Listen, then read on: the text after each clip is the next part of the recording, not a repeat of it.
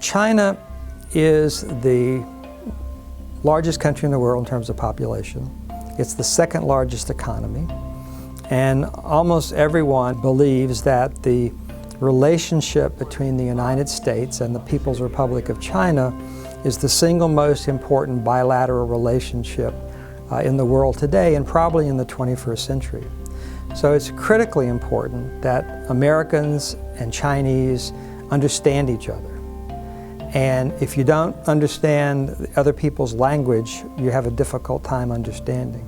Today in China, there are more people who speak or are studying English than the entire population of the United States. Unfortunately, there are not as many people in the U.S. studying Chinese as there are in China studying English.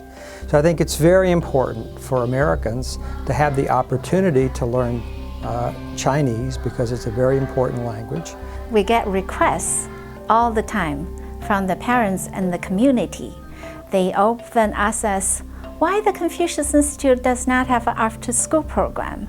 We want to send our children there, but now we have an expert in-house. So we have decided we want to start a program so that we can meet the needs of the local community and the parents. We have 3 blocks designed for our after-school students. First is Chinese language. The kids will get to learn a lot of Chinese language, such as basic greetings, family members, food, vegetables, weather, and so forth, by a lot of activities that we've already designed for them. Second is Chinese culture.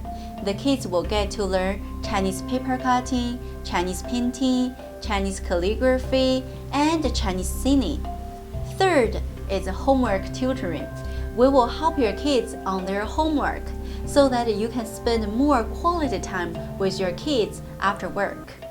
As you guys know, one of the most important parts of learning a new language is being able to speak and practice it outside of the classroom.